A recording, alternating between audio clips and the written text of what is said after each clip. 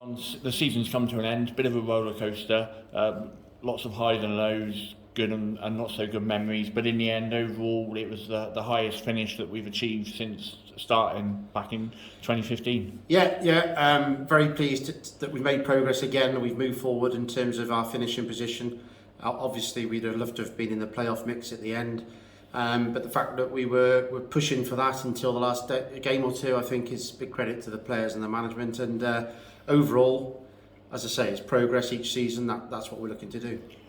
Obviously, Josh has announced his release retain list. I know you'd like to thank the players for their efforts, really. Yeah, absolutely. I think we owe everyone a big thanks for what they've done this season. It's been a long old season, and obviously we've had a number of players that have come in and quite a few now that have departed. So yeah, I would like to just say thanks to them all, really, for their efforts here, for the way they've conducted themselves. They've all been very professional, and they've represented the club with real honour, and so I thank them, and more so I wish them all the very best for their careers from here. Obviously, Josh has offered a few of them the deal. There's a few that are here already next season as well, but that's the process now for Josh to get new players on board, and that's very much in progress, isn't it? Very much so, yes. Obviously, we've got a few under contract already for next season. And then we've offered, I think it's six others from the existing squad. Very hopeful that most, if not all of those, will sign up, because obviously what we want to do is have a core of players here that are signed up ahead of Josh then hopefully concluding one or two more deals fairly soon for new players to come in. So we're very aware that we don't want a complete rebuild. It's important that we build on each season, and I think that if we can get those players signed up, it'll give supporters a real boost and give us a real boost that we're moving in the right direction. And also, of course, the players looking to come in, seeing those players, the good quality players that know this club and know what we do and how we do it. I think then we will really start to build and see some great signs ahead of next season. Budget-wise, Josh has got the budget, the same budget that was offered at the start of last season, I know it's been hard financially this year, but you're confident that next season's going to be a success? Yes, and I think it's important to note that that budget that we've offered is the same as it was this time last year, at exactly the same stage. We did try and help Josh along the way last season, obviously with injuries and one or two other things. So we did push the budget a little further, but in terms of what was agreed last year to this year, it's exactly the same deal. Exactly the same budget, and I'm sure Josh is confident that he can go out now and get the players he wants. And obviously there are some influencing factors in there that might help us, and one of those is squad builder, and we're really hoping, as fans have already, and thanks to those that have donated, really hopeful now that we can push out. The season's finished, people can now kind of bring next season into focus, and obviously what we're aiming to do, and if we can, it would be fantastic, is get up to £50,000 of donations, because we've already committed 25,000 of that money to the budget, so Josh has already got that to play with, if you like.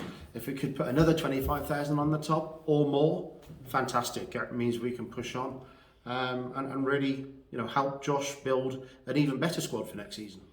Obviously, season tickets are another way that's going to really help. Obviously, you factor in, you budgeted a set amount of season ticket holders, but the more season tickets that can be sold, they'll help as well.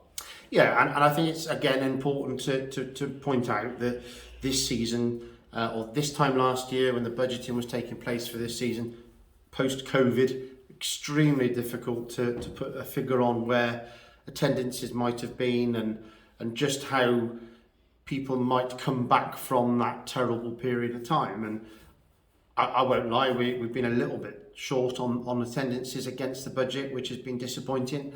But obviously we can now use this season's experience as a base for next season. So if we can push those season tickets further than we did last season and attendances go up, all of those things help us, give us confidence then, if you like, to commit more to that playing budget. And Josh knows that we will do that when we can, but we have to be sustainable within the model that we have. And at the moment, the budget is what it is.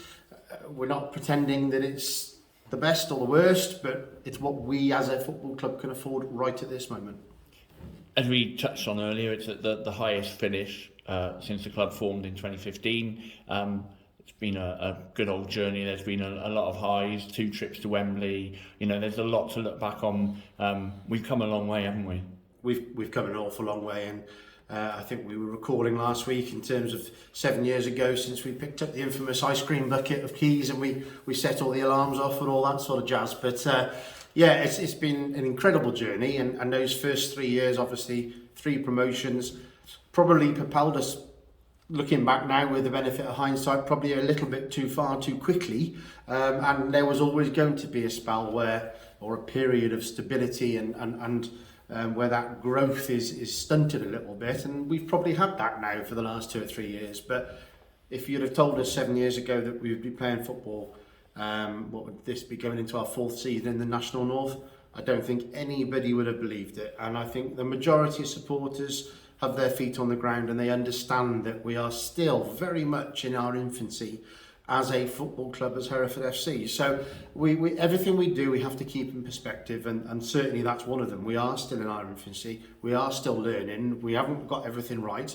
and we'll make mistakes in the future. But as long as we're honest with people about what we're doing, and always just come back to that it was only 7 years ago that we got going, and here we are at level 6 of English football.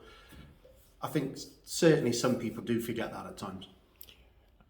The season's ended, so it's not a time just to switch off though. There's lots of planning already kind of taking place, trying to really push on and start next season on the right foot. Absolutely. Obviously with the retain list coming out yesterday, that's kind of the playing side is now turned that page and now looking forward to next season.